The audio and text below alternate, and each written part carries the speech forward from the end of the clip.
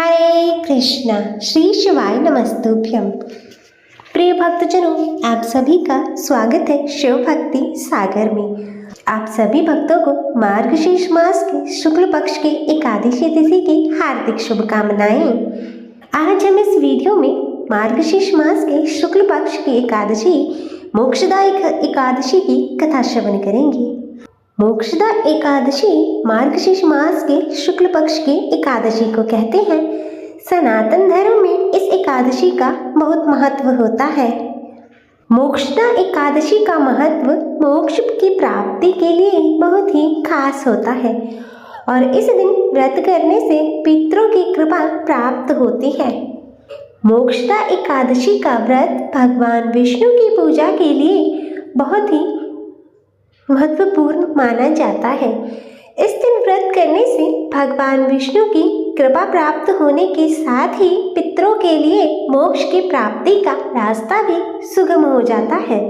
यह व्रत मार्गशीर्ष माह के शुक्ल पक्ष की एकादशी तिथि को होता है और इस दिन पितरों के नाम से उनकी प्रिय वस्तुओं का दान करने का भी बहुत महत्व शास्त्रों में बताया जाता है। इसी दिन भगवान श्री कृष्ण ने अपने प्रिय सखा अर्जुन को गीता का उपदेश दिया था। इस कारण से मोक्षदा एकादशी के दिन गीता जयंती का पर्व भी मनाया जाता है। इस दिन भगवान विष्णु और माँ लक्ष्मी की विधि विधान से पूजा की जाती है। पौराणिक मान्यताओं में बताया गया है कि महाभारत के समय भगवान श्री कृष्ण ने इसी दिन अर्जुन को गीता का उपदेश दिया था। इसीलिए इस दिन को गीता जयंती के रूप में भी मनाया जाता है। इन उपदेशों में भगवान श्री कृष्ण ने अर्जुन को जीवन के मूल सिद्धांत और धर्म का मार्ग दिखाया था। मान्यता है कि इस व्रत को करने से साधक के सारे पाप नष्ट हो जाते हैं और साथ ही पितरों को मोक्ष दिलाने के लिए मोक्षदा एकादशी का व्रत रखना सबसे शुभ फलदायी माना जाता है। एकादशी प्रारंभ होने के समय व्रत करने का संकल्प लिया जाता है। संकल्प के पश्चात श्री हरि विष्णु के पूर्ण अवतार श्री कृष्ण की पूजा की जाती है।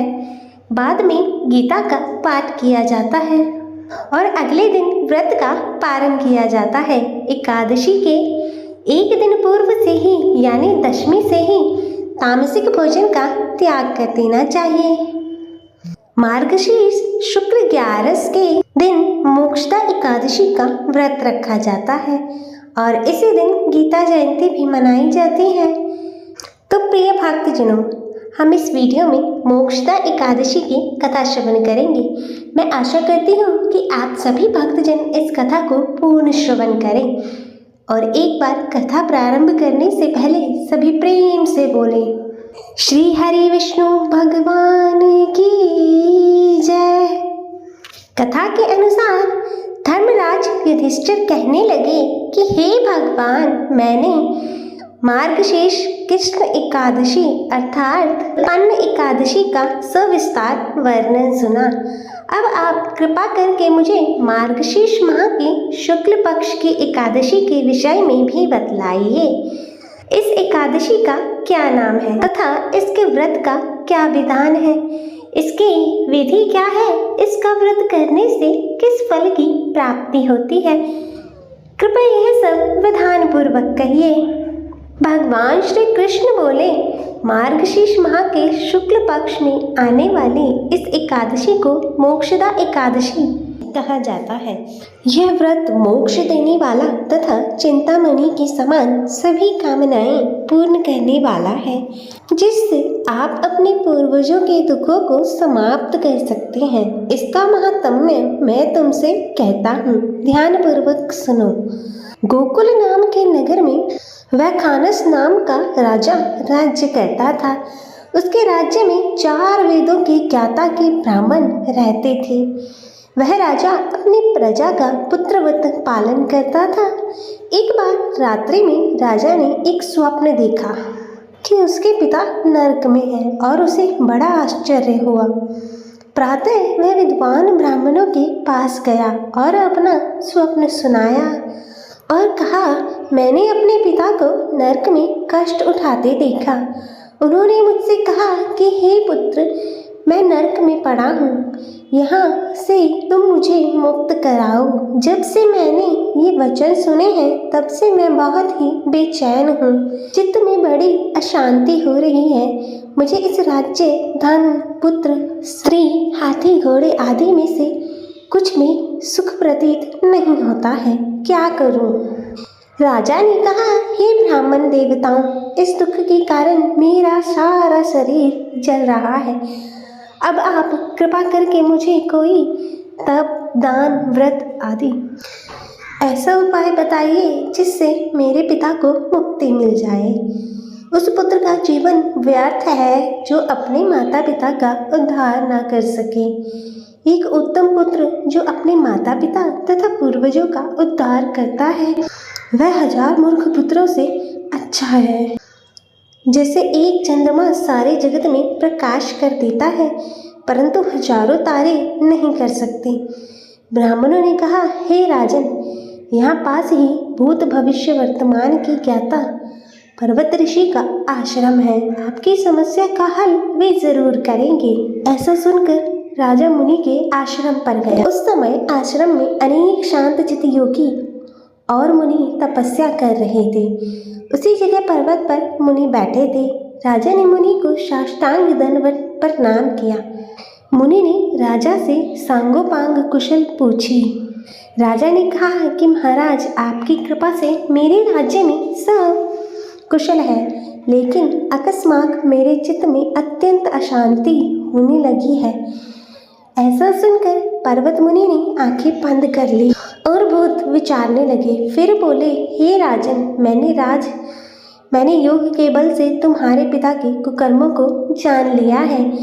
उन्होंने पूर्व जन्म में कामातुर होकर एक पत्नी को रति दी, किंतु सौत के होने पर दूसरी पत्नी को ऋतुदान मांगने पर भी नहीं दिया।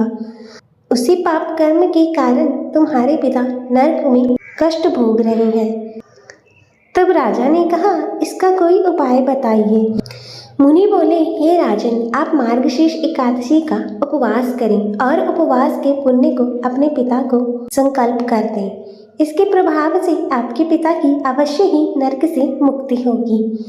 मुनि के यह वचन सुनकर राजा महल में आया और मुनि के कहे अनुसार कुटुंब सहित मोक्षदा एकादशी का व्रत किया। इसके उपवास का पुण्य उसने अपने पिता को अर्पण कर दिया। इसके प्रभाव से उसके पिता को मुक्ति मिल गई और स्वर्ग में जाते हुए वे पुत्र से कहने लगे, हे पुत्र, तेरा कल्याण हो। यह कहकर वह स्वर्ग चले गए। मार्गशीर्ष मास के शुक्ल पक्ष की मोक्षदा एकादशी को जो व्रत करते हैं उनके समस्त पाप नष्ट हो जाते हैं। इस व्रत से बढ़कर मोक्ष देने वाला और कोई व्रत नहीं है। इस दिन गीता जयंती भी मनाई जाती है। साथ ही यह धनुर्मास की एकादशी भी कहलाती है।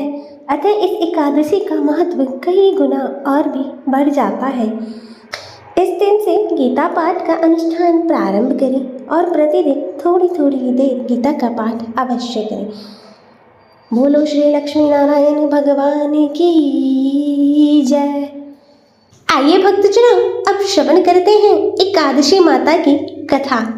तो सभी प्रेम से बोलिए, एकादशी माता की जय। श्री लक्ष्मी नारायण भगवान की जय। एक बार एक राज्य में एक राजा रहता था। राजा बहुत ही बुद्धिमान और बलशाली था। राजा सदा ही अपनी प्रजा का बहुत अच्छे से ध्यान रखता था। प्रजा भी राजा को बहुत पसंद करती थी। राजा की 2 बेटियां थी। राजा अपनी दोनों बेटियों से बहुत प्रेम करता था। राजा की छोटी बेटी देखने में बहुत ही सुंदर और आकर्षक थी और वहीं राजा की बड़ी बेटी छोटी बेटी के मुकाबले थोड़ी कम सुंदर थी। राजा की छोटी बेटी माता का पूजन किया करती थी और सभी लोग राजा की छोटी बेटी से बहुत प्रेम करते थे और बहुत प्रशंसा किया करते थे। राजा भी अपनी छोटी बेटी को बड़ी बेटी से अधिक प्रेम करता था, जिसके कारण राजा की बड़ी बेटी को अपनी छोटी बहन से ईर्ष्या होने लगी। राजा की दोनों बेटियां जब बड़ी हो गई तब एक पड़ोस के राज्य में रहने वाले राजकुमार राजा कि बड़ी बेटी के लिए रिश्ता लेकर आया। लेकिन जैसे ही उस राजकुमार की नज़रें राजा की छोटी बेटी पर पड़ी तो वह राजकुमार राजा की छोटी बेटी पर मोहित हो गया और छोटी बेटी से पहले नज़र में प्रेम करने लगा। उस राजकुमार ने राजा की बड़ी बेटी के साथ विवाह करने से मना कर दिया और उसने राजा से कहा कि मैं आपकी छोटी बेटी से विवाह करना चाहता हूँ। और यह सब देखकर राजा की बड़ी बेटी अपनी छोटी बहन से बहुत क्रोधित हो गई और राजा की बड़ी बेटी ने अपनी छोटी बहन को अपना सबसे बड़ा दुश्मन मान लिया। तब राजा की बड़ी बेटी ने अपनी छोटी बहन से बदला लेने का निर्णय किया और राजा की बड़ी बेटी ने अपनी छोटी बहन को जान से मारने का उपाय सोचा और उसने अपनी छोटी बहन को मारने के लिए सबसे पहले एक लड्डू में जहर मिलाकर अपनी छोटी बहन को दे दिया और उसको लड्डू खाने के लिए कहा। लेकिन लड्डू खाने के बाद भी छोटी बहन को कुछ नहीं हुआ, लेकिन फिर भी बड़ी बहन ने हार नहीं मानी और जब उसकी छोटी बहन रात में कमरे में सो रही थी तब उसने एक मटके में सांप रखकर उसके कमरे में छोड़ दिया। लेकिन सांप भी छोटी बहन का कुछ नहीं कर पाया, जिसके बाद बड़ी बहन ने छोटी बहन से कहा कि चलो हम लोग कुएं में से पानी भर कर ले आते हैं। और वह अपनी छोटी बहन को पानी भरने के बहाने से कुएं के पास ले गई और उसने अपनी छोटी बहन को कुएं में धक्का दे दिया। लेकिन छोटी बहन को तब भी कुछ नहीं हुआ क्योंकि हर बार ग्यारस माता उसकी रक्षा कर रही थी। उधर बड़ी बहन अपने प्रयास के बाद भी असफल हो रही थी, जिससे वह बहुत क्रोधित हो गई और उसने फिर अपनी छोटी बहन के पास जाकर प्रश्न किया कि मेरी छोटी बहन, क्या तुमको पता है कि भगवान ने सबकी मृत्यु का एक निश्चित समय पर लिखी हुई है और कैसे तुम्हारी और मेरी मृत्यु हो गई। तब छोटी बहन ने अपनी बड़ी बहन को बताया कि हाँ दीदी, मैं जानती हूँ मेरी मृत्यु कैसे होगी। और छोटी बहन से यह सब बातें सुनकर बड़ी बहन मन ही मन बहुत ही प्रसन्न होने लगी और उसने अपनी छोटी बहन से कहा कि तुम मुझे अपनी मृत्यु का राज बताओ। तब छोटी बहन ने अपनी बड़ी बहन से कहा कि मेरी मृत्यु तो एक तोते में है, जो तोते के गले में एक हार है उससे मेरी मृत्यु होगी। जब कोई भी व्यक्ति उस तोते को मारकर उस हार को अपने गले में पहने तो मैं मूर्छित हो जाऊंगी और जैसे ही उस हार को अपने गले से उतारे तो मैं वापस जीवित हो जाऊंगी। और फिर अपनी छोटी बहन की मृत्यु का राज जानकर बड़ी बहन बहुत खुश हुई और उसने अपनी छोटी बहन को मारने के लिए उस पालतू तोते को ढूंढना शुरू किया और छोटी बहन को इस बात का आभास हो गया था कि कोई उसकी जान लेना चाहता है, जिसके लिए वह अपने पिताजी के पास गई और उसने अपने पिताजी से कहा, पिताजी, मेरी मृत्यु के बाद आप मुझे मत जलाइए, अपनी पुरानी हवेली में एक पलंग पर लेटाकर छोड़ दीजिएगा। तब अपनी छोटी बेटी की यह बातें सुनकर राजा आश्चर्यचकित हो गया और राजा ने अपनी छोटी बेटी से पूछा कि तुम यह क्या कह रही हो। तब राजा की छोटी बेटी ने बताया कि पिताजी, समय किसी के लिए नहीं रुकता, क्या कब किसको हो जाए कुछ पता नहीं है। फिर राजा ने अपनी छोटी बेटी से कहा कि तुम ऐसी बातें क्यों करती हो, 2-3 दिन के बाद तो तुम्हारा विवाह है। लेकिन छोटी बेटी ने अपने पिताजी को ऐसा करने पर मजबूर कर दिया और उनसे वचन ले लिया। राजा ने भी अपनी छोटी बेटी की बात को स्वीकार कर लिया और 2-3 दिनों बाद जब शादी का समय आया तब राजकुमार बारात लेकर राजा के घर आया और राजा की छोटी बेटी का विवाह शुरू हो गया। और जैसे ही राजा की छोटी बेटी राजकुमार के साथ फेरे लेने लगी तो उसकी बड़ी बहन छोटी बहन के कमरे में जाकर उस तोते को पकड़ लेती है और उसको जान से मार देती है और तोते के गले में जो हार था उसको भी अपने गले में धारण कर लेती है। और जैसे ही बड़ी बहन उस हार को अपने गले में धारण करती है तो उधर छोटी बहन 3.5 ही फेरे ले पाती है और वहीं पर बेहोश होकर गिर जाती है। जिसके बाद राजा ने बड़े बड़े वैद्य हकीमों को बुलाया और अपनी छोटी बेटी का इलाज करने के लिए कहा। और राजा की बात सुनकर जब वैद्य ने छोटी बेटी को देखा तो राजा को बताया कि आपकी छोटी बेटी ना तो जीवित है और ना ही मरी हुई है, मैं ऐसा पहली बार देख रहा हूँ। तब राजा ने वैद्य और हकीमों को यह बात बाहर बताने से मना कर दिया और उनको कहा कि यदि तुमने यह बात बाहर आकर किसी को बताई तो हम तुम्हें फांसी दे देंगे। और राजा ने अपनी छोटी बेटी को पुराने महल में जाकर एक पलंग पर लेटा दिया और वहाँ पर कुछ सैनिकों को तैनात कर दिया। इसके बाद राजा वापस अपने महल पर आ गया और राजा की बड़ी बेटी पिताजी के पास आई और कहने लगी कि पिताजी, अगर यह शादी संपन्न नहीं हुई तो आपकी क्या इज्जत होगी? आप कहे तो मैं आपकी इज्जत बचाने के लिए इस राजकुमार से शादी करने के लिए तैयार हूँ। जिसके बाद राजा ने अपनी बड़ी बेटी की बात मान ली और राजा ने बड़ी बेटी को छोटी बेटी के वस्त्र पहनाकर मंडप में भेज दिया। लेकिन राजकुमार यह जान गया था कि यह राजा की छोटी बेटी नहीं है, बल्कि यह राजा की बड़ी बेटी है। लेकिन जब राजकुमार ने शादी करने से मना कर दिया तो सभी लोगों ने राजकुमार को विवश करके राजा की बड़ी बेटी से बचे हुए फेरों को संपन्न करा दिया और विवाह संपन्न हुआ। जिसके बाद राजकुमार राजा की बड़ी बेटी को अपने महल ले गया और विवाह होने के बाद भी राजकुमार ना तो उससे बात करता था और ना ही उसे पसंद करता था और ना ही उसके आसपास भटकता था। और राजकुमार ने यह फैसला लिया कि वह अपनी प्रेमिका को ढूंढ कर रहेगा और यह जानकर रहेगा कि उसके साथ क्या हुआ।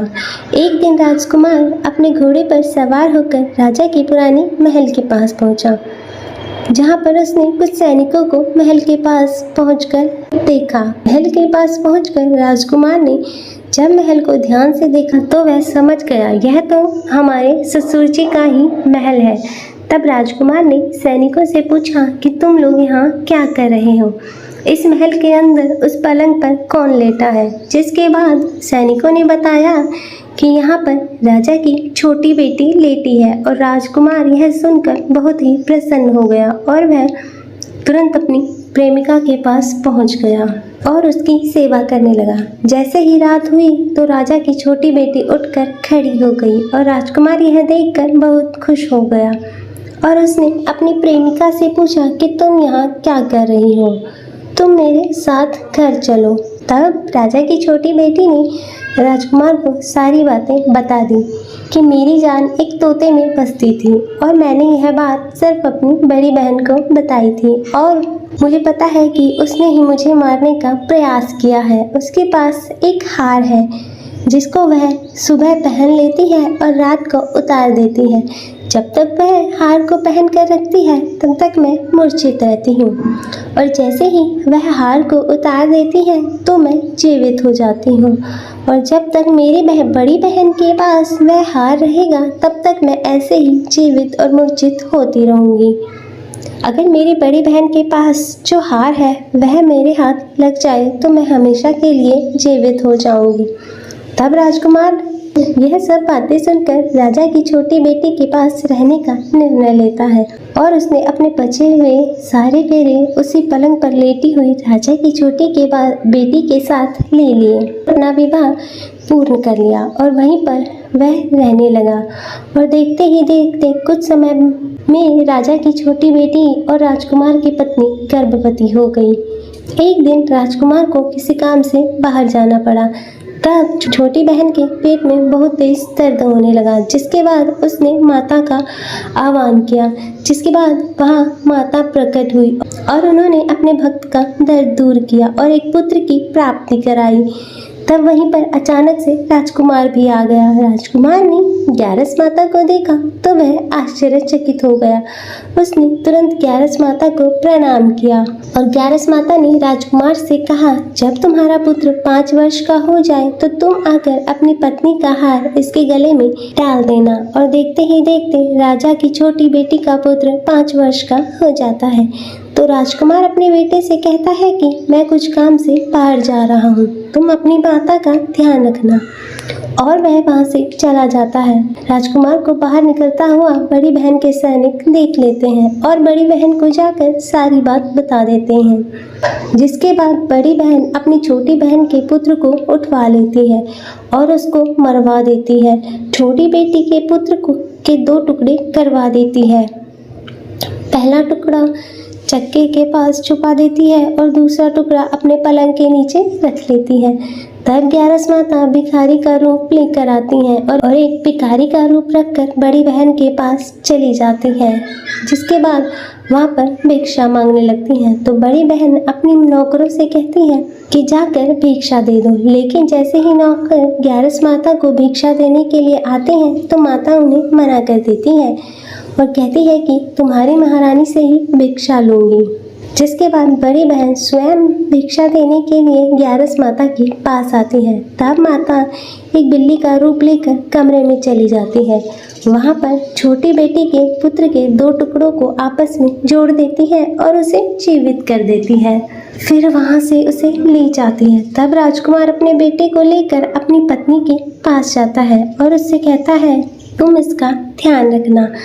अगर तुम इस बच्चे का अच्छे से ध्यान रखोगी तो मैं तुमसे बात करूंगा। और एक दिन राजकुमार अपने बेटे से कहता है कि तुम अपनी माता से उनके गले का हार मांग लो।